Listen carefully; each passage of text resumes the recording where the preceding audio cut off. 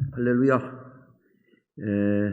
참 예배당이 텅 비어 있는 이 안타까운 상황입니다. 그렇지만 오늘도 열심을 다하고 최선을 다하는 우리 성도님들 주님의 사랑으로 축복하고 환영합니다. 지난주에 이제 중복이 지났습니다. 삼복더위라고 하는 말이 실감이 나는 그런 무더위 속을 지금 우리가 통과하고 있습니다.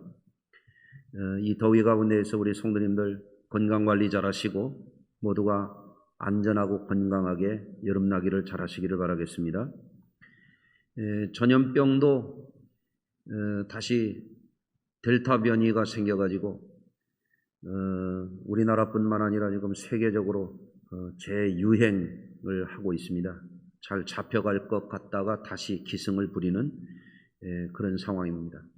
어제 보니까 미국 같은 경우에는 10,000명 단위까지 이렇게 떨어졌다가 어제 하루만 하더라도 11만 5천 명 이렇게 폭증하는 이런 안타까운 상황이 지금 전개되고 있습니다.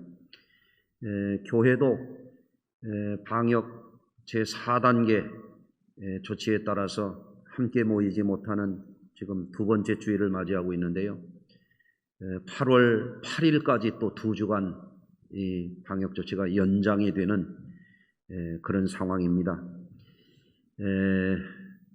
참 무더위에 지치기도 쉽고 전염병 때문에 여러 가지 재난으로 인해서 가중되는 어려움들이 많습니다만은 우리 성도님들이 말씀의 힘을 얻으시고 은혜 충만한 이 시간이 되시기를 바라겠습니다.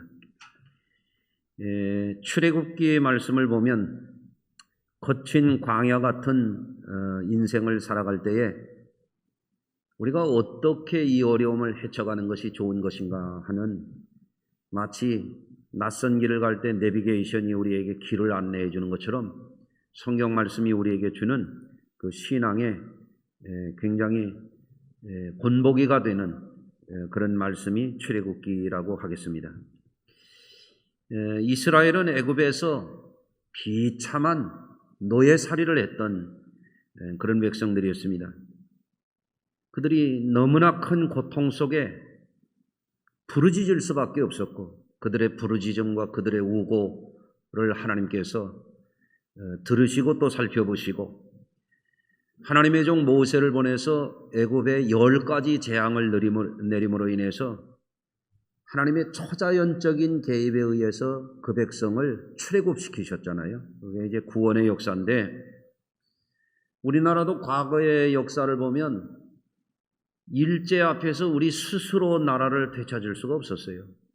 6.25 때에도 나라가 거의 명줄이 끊어질 수밖에 없는 그런 위태한 상황 속에서도 이 나라를 우리의 힘이 아니라 하나님이 역사 개입을 통해서 우리 민족을, 이 나라를 살려주신 줄로 믿습니다.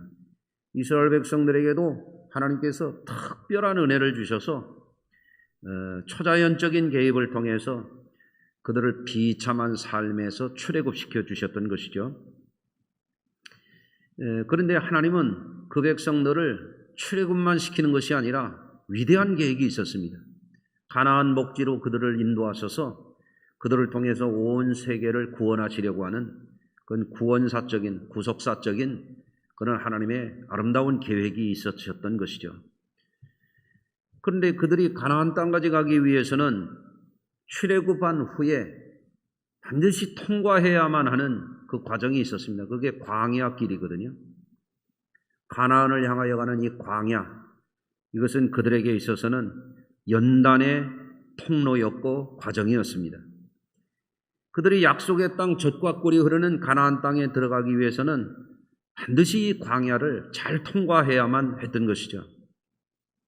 그렇지만 그들 가운데 많은 사람들이 그 광야길에서 정말 안타깝게 낙오하고 말았습니다. 소수의 사람만이 그 땅에 들어갈 수가 있었던 것이죠. 그처럼 오늘날 예수 믿고 구원받은 성도들에게도 험난한 세상을 우리가 잘 통과해야 됩니다. 그래서 이 세상에서의 우리의 삶을 가리켜서 광야 인생이라고 그러지 않습니까? 천국문에 들어가기까지는 우리 성도님들도 이 광야 같은 험난한 세상을 믿음의 연단을 잘 거치면서 잘 통과해야만 합니다.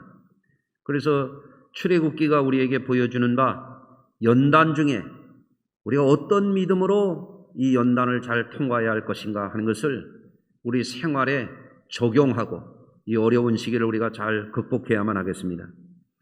먼저 이스라엘이 출애굽한 후에 광야 연단 가운데서 그들이 어떤 문제에 직면하게 되었는가? 첫째로는 출애굽 후에 광야 생활 가운데서 가장 절실한 게 뭐냐면 물 문제였습니다. 사람이 물이 있어야 살 거 아니겠습니까? 본문에 앞서서 오늘 본문은 이제 출애굽기 17장인데 15장부터 보게 되면은 출애굽한 이스라엘 백성들이 이제는 홍해를 건너서 수로 광야에 처음 수경을 하게 되었어요. 머물게 됐단 말이죠. 근데 그들이 머물면서 마실 물이 있어야 될 거 아니겠습니까? 요즘 여름에 물이 없다고 한다면 우리가 어떻게 살겠어요? 그거와 마찬가지요. 그런데 그들이 거친 광야에서 물을 찾느라고 찾았는데 보니까 마실 수 없는, 사람이 먹으면 죽을 수밖에 없는 쓴 물을 발견하게 된 거예요. 그랬을 때 하나님께서 그들에게 모세의 부르짖음을 들으신 하나님께서 한 나뭇가지를 정하셔서 그 나뭇가지를 물에 던져서 쓴 물이 단물 되게 하는 놀라운 기적을 베풀어 주셨죠. 그래서 하나님께서 그들에게 사람의 능력으로가 아니라 하나님의 능력으로서 그들의 문제를 해결해 주시는 것, 그것을 그들이 체험하게 하신 것입니다. 이런 상황 속에서 우리가 주목할 말씀이 그들에게 주어졌어요. 출애굽기 15장 26절입니다. 이르시되 너희가 너희 하나님 나 여호와의 말을 들어 순종하고 내가 보기에 의를 행하며 내 계명에 귀를 기울이며 내 모든 규례를 지키면 내가 애굽 사람에게 내린 모든 질병 중 하나도 너희에게 내리지 아니하리니 나는 너희를 치료하는 여호와임이니라. 치료하는 여호와, 원문에는 여호와 라파라고 되어 있습니다. 치료하는 여호와다. 사랑하는 성도 여러분, 우리가 험난한 세상을 살아가게 될 때에 우리가 해결할 수 있는 문제도 있지만 해결할 수 없는 문제도 있습니다. 광야에서 물이 없을 때 그걸 어떻게 해결할 수 있겠어요? 여러분들, 광야라고 하는 데는 그야말로 의지할 것이 없는 데입니다. 땅과 사람과 하늘만 보이는 그런 곳입니다. 광야는 절대적으로 하나님의 도우심이 없이는 살 수 없는 그런 곳이 광야입니다.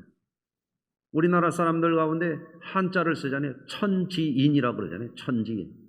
하늘과 땅 사이에 아무것도 없어. 어떻게 살겠어요? 하나님의 개입이 없으면 살 수 없는 땅이 광야거든요. 이스라엘이 거기를 통과하는 거예요. 하나님이 그 가운데서 그들을 연단시키시는 거예요. 그래서 우리가 오늘 말씀 속에서 기억해야 될 것은 우리가 해결할 수 없는 큰 문제에 직면할 때가 있단 말이죠.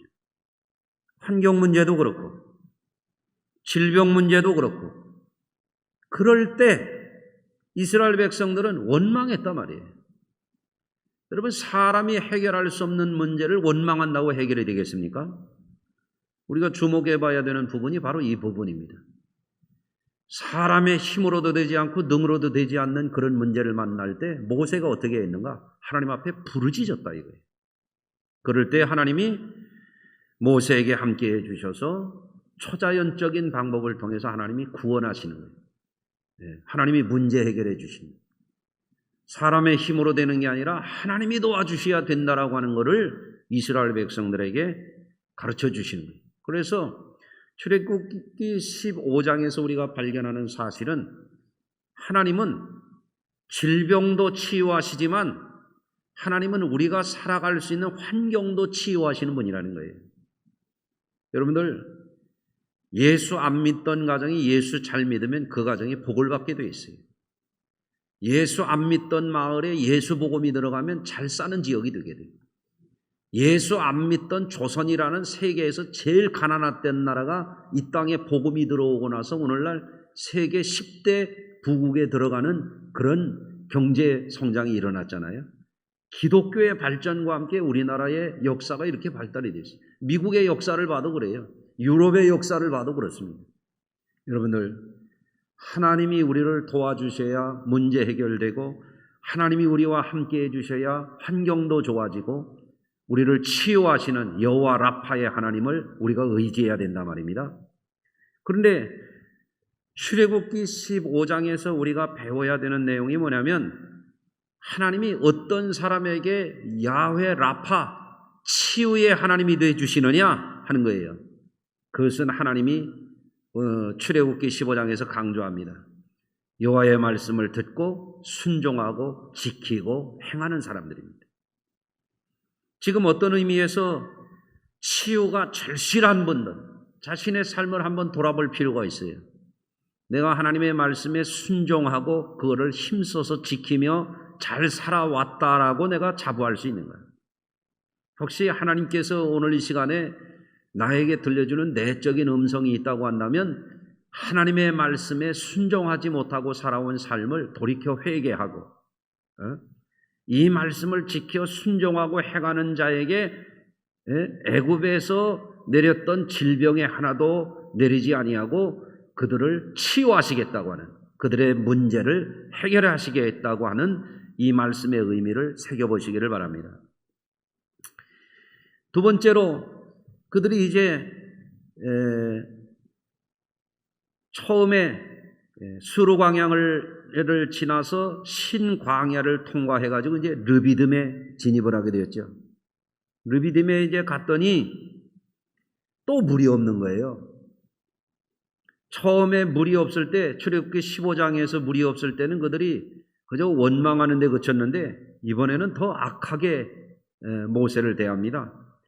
그들이 불평하는 정도가 아니라 모세와 다투었다고 그렇게 되어 있어요. 그리고 심지어는 모세를 돌로 치려고 했던 그런 상황을 우리가 보게 됩니다. 불신앙과 불순종을 넘어서 그들이 자신들을 구원의 길로 인도해 줬던 주의 종을 악하게 대적했던 것을 성경은 말씀하고 있어요.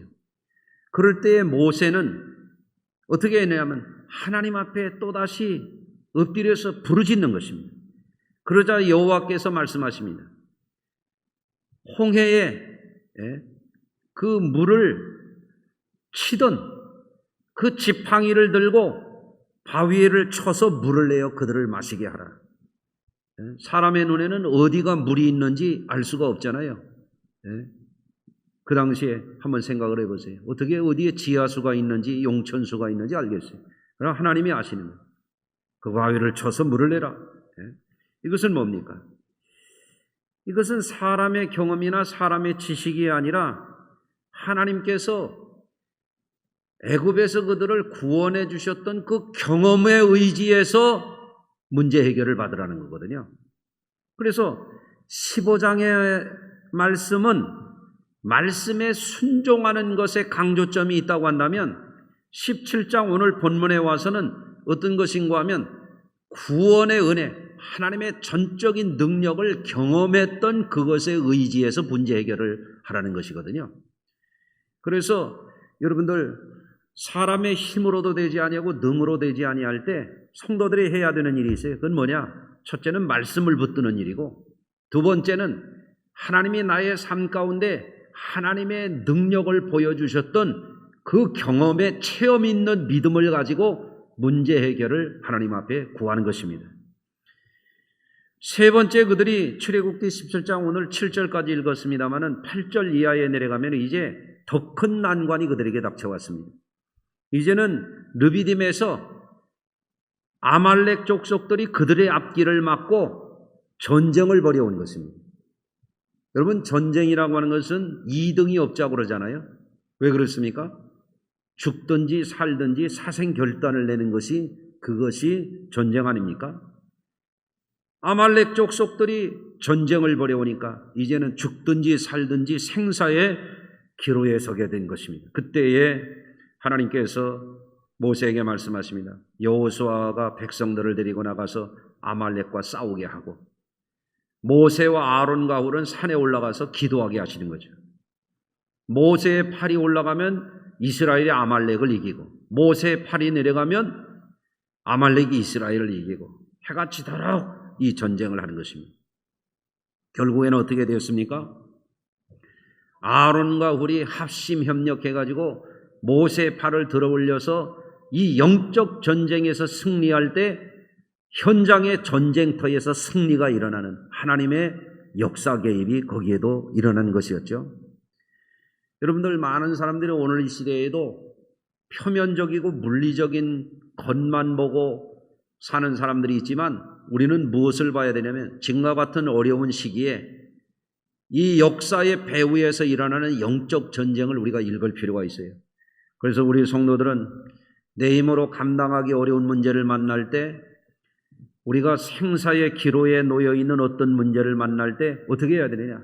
합심해서 기도하고 깨어서 영적인 승리를 이루므로 삶의 현장에서 승리하는 이 비밀을 우리가 터득해야 될 줄로 믿습니다.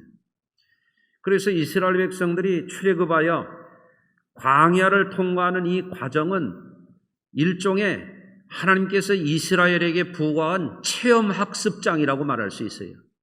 어떤 사람들은 그래서 광야 학교라고 이걸 말합니다. 저는 이 과정을 가리켜서 광야 훈련소라고 말하고 싶어요. 이스라엘 백성들을 신앙으로 훈련해서 하나님 앞에 구원의 은혜를 누릴 만한 하나님의 축복의 기업을 차지할 만한 연단된 사람들, 그런 사람들을 하나님이 만들어 가시는 과정이라고 하겠습니다. 여러분들, 광야의 연단과 훈련과 같은 시기를 지금 우리도 지나고 있습니다. 한국교회 역사상 이렇게 모일 수 없는 이런 때가 없었거든요. 전쟁 중에도 우리는 예배를 했거든요. 이 전염병 사태가 지금 우리를 이렇게 만들고 있거든요. 이럴 때 우리가 광야의 연단 가운데 있었던 이스라엘을 통해서 우리가 배워야 됩니다.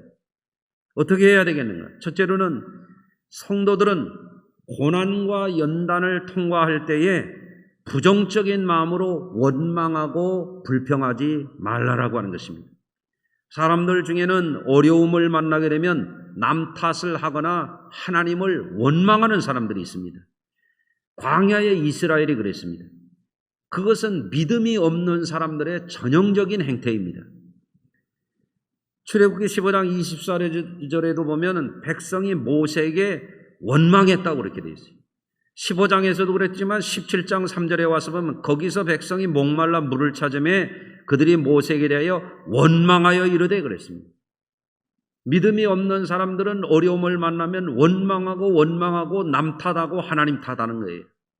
이게 믿음이 없는 사람들의 행태인 것입니다. 그렇기 때문에 성도들이 어려움을 만나면 성도들은 원망하는 게 아니라 모세처럼 하나님 앞에 부르짖고 기도해야 되는 것입니다. 두 번째로, 성도들이 고난의 때에 믿음이 없는 사람들에게 휩쓸리지 말라고 하는 것입니다. 광야에서 고난을 당하고 연단을 당할 때 고라와 같은 사람들, 이런 사람들은 어떻게 했습니까? 원망하고 불평하는 사람들을 선동해가지고 반역을 일으켰거든요. 결국에 어떻게 됐습니까? 그 사람들은 광야에서 한 사람도 가나안 땅에 들어가지 못하고 전부 멸망을 당하고 말았습니다. 사람이 어려움을 당하면 부정적인 생각을 하기가 쉽고 잘못된 사람들에게 휩쓸리기가 쉽습니다. 여러분들 그런 것을 조심하시길 바랍니다. 부정적인 사람들이가 한 패거리가 되는 사람들이 흔합니다. 어려울 때 그렇습니다. 하나님은 그런 자들에게 결코 좋은 미래를 열어주시지 않습니다.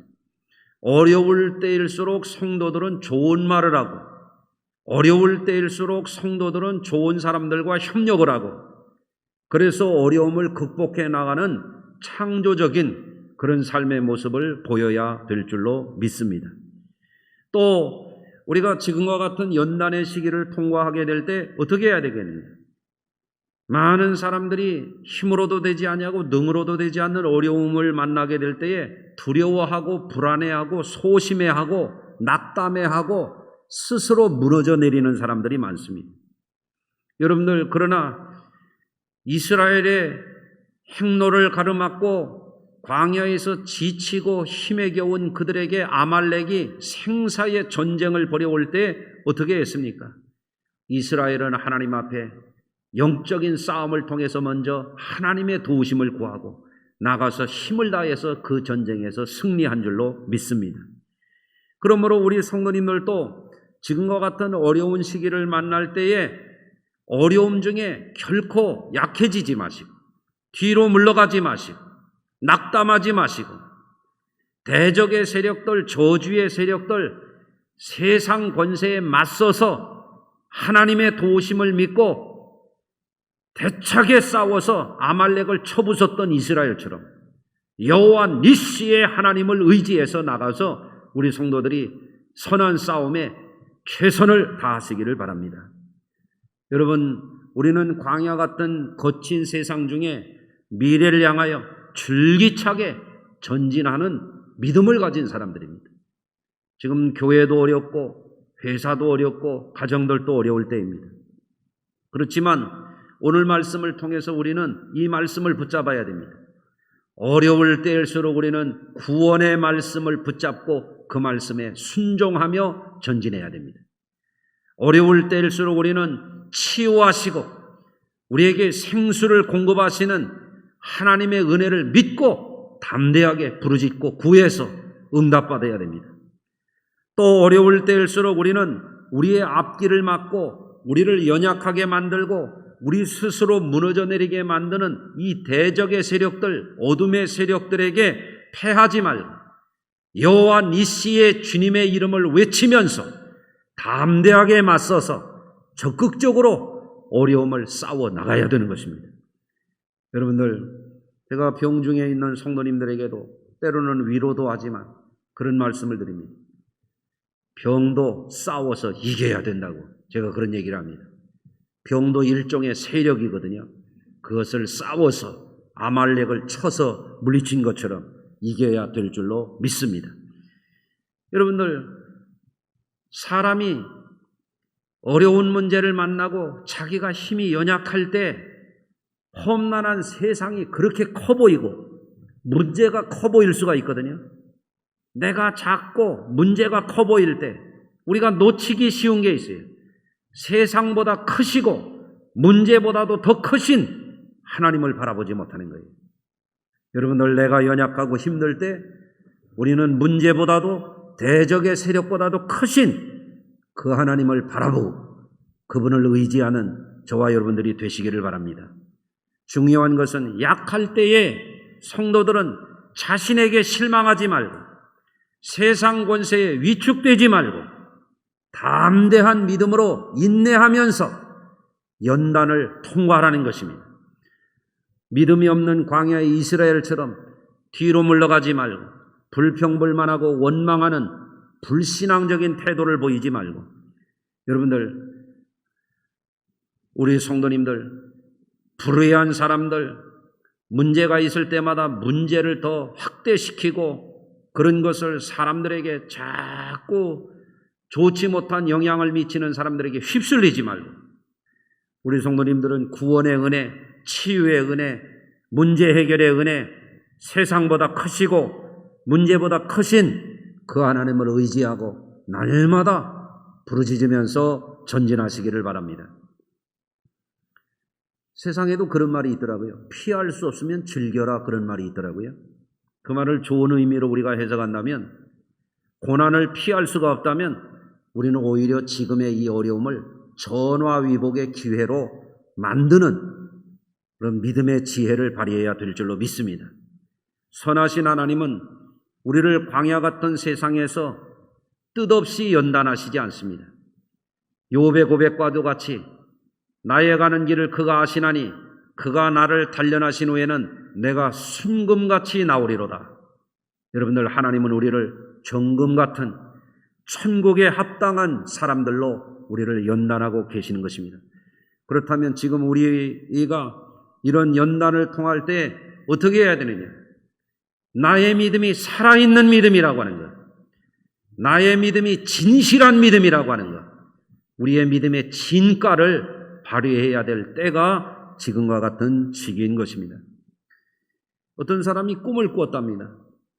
꿈에 보니까 자기가 무거운 십자가를 지고 낑낑거리면서 길을 가더라는 거예요. 가도 길이 끝이 보이질 않고 십자가의 무게는 점점 무겁더래요. 그래서 십자가를 던지고 싶은 마음이 굴뚝 같았대요. 그래서 주님께 주님이 이 십자가 좀 내려놓으면 안 되냐고 그러더니 주님이 안 된다고 그러더래요. 계속 짊어지고 가라는 것입니다. 이에 주님께서 하신 말씀 이제 참고 견뎠는데 도저히 힘드니까 주님 이제 좀 가볍게 해주세요 그랬더니 대답도 안 하시더래요. 그래서 조금 가다가 십자가를 좀 잘랐대. 점점 힘들어요. 조금 가다가 또 잘랐대. 근데 가다 보니까 가나안 땅과 같이 젖과 꿀이 흐르는 땅이 눈앞에 보이더래요. 이야, 고생 끝에 낙이라고 하더니 드디어 이게 좋은 땅이 내 앞에 있구나. 근데 앞에 보니까 요단강이 흐르는 거예요. 요단강이 제가 성지순례 가보니까 우리 한강 같은 큰 강이 아니고 조그만해요. 근데 그 요단강을 건너가려면 십자가를 놓고 건너가야 되는데 자기 거는 짧아가지고 건너갈 수가 없더라는 거예요. 뒤를 돌아보니까 사람들이 낑낑거리면서 십자가를 메고 오는데 어떤 사람들이 또 십자가를 자르려고 그래요. 큰 소리예요. 여러분 그 십자가를 절대로 자르면 안 됩니다. 힘들더라도 짊어지고 오세요. 그거를 자르면 여기를 짧아서 건너갈 수가 없잖아요. 소리치다가 꿈에서 깨어났대요. 여러분들 재미난 이야기가 되겠습니다만 광야의 연단을 잘 통과한 이들에게 비로소 활짝 열려지는 것이 가나안 복지가 아니겠습니까? 여러분들 저는 믿습니다.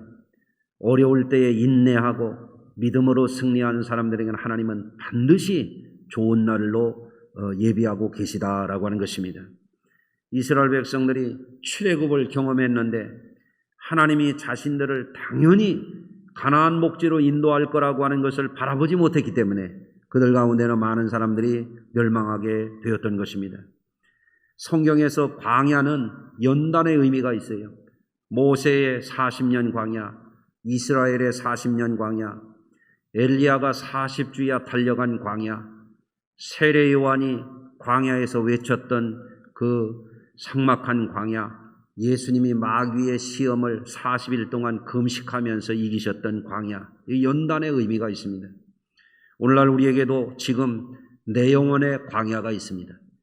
함께 모일 수 없는 이런 때에 우리 성도들 신앙이 허물어지지 말고 예배 생활이 허물어지지 말고 각자가 자기 자신의 영적인 관리를 잘 하시고 인내하시고 도리어 이 연단의 기회에 내 믿음을 하나님 앞에 입증하고 더 순금과 같이 더 훌륭한 모습으로 전진할 수 있게 되기를 바랍니다.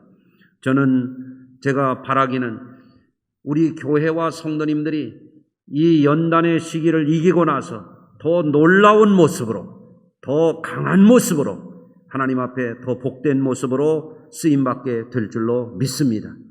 여러분들 지금 우리가 당면하고 있는 이 어려움은 신앙의 진위를 가리는 중요한 연단의 과정이라고 봅니다. 불을 지나면 금인지 가짜인지 드러나는 것처럼 혹독한 겨울을 지나고 나면 죽은 게 뭔지 산 것이 뭔지 드러나는 것처럼 연단의 과정을 믿음으로 잘 통과하는 이들에게 하나님께서 영광의 미래를 활짝 열어주실 것을 믿습니다. 우리 성도님들이 출애굽기가 보여주는 이것을 통해서 오늘의 삶 가운데 믿음의 적용을 잘 하시고 날마다 부르짖어 기도하면서 승리하는 저와 여러분들이 되시기를 주의 이름으로 축원합니다. 기도하겠습니다. 하나님 아버지, 오늘도 삼복더위 가운데 전염병이 극성하는 이때에 우리 성도들을 지금까지 지켜주신 하나님 감사합니다. 어떠한 상황 속에서도 원망하고 불평불만하고 살아가는 그런 사람이 아니라 하나님 앞에 도우심을 구하고 내 힘으로 되지 아니하고 나의 능으로도 되지 아니할 때 여호와의 신으로 되는 줄로 믿습니다. 이스라엘 백성들에게 광야의 연단의 과정을 통해서 그들을 구원하시는 분이 하나님이심을 가르쳐 주시고 그들에게 영원한 복을 찬란한 미래를 예비하신 분이 하나님이라고 하는 것을 깨우쳐 주셨던 하나님, 오늘의 연단의 과정 속에서 우리의 믿음이 독수리 날개치며 올라감 같게 하시고 뒤로 물러가면 내 마음이 저를 기뻐하지 아니한다 하였거늘 과거로 회개하였던 이스라엘 백성들이 멸망을 당했지만 여호수아와 갈렙과 같은 믿음의 사람들이 하나님께서 예비하신 미래의 주인공들이 되었던 것처럼 오늘 예배하는 우리 성도들에게 이 연단의 때에 이 어려움의 때를 인내하게 하시고 승리하게 하시고 문제보다 크신 하나님, 세상 권세보다 크신 하나님, 대적의 세력을 물리치게 하시는 여호와 니시의 하나님, 여호와 라파의 하나님, 그 하나님 의지하며 날마다 승리하는 성수기의 모든 지체들 되게 하여 주시옵소서. 예수님 거룩하신 이름으로 축복하며 기도하옵나이다. 아멘.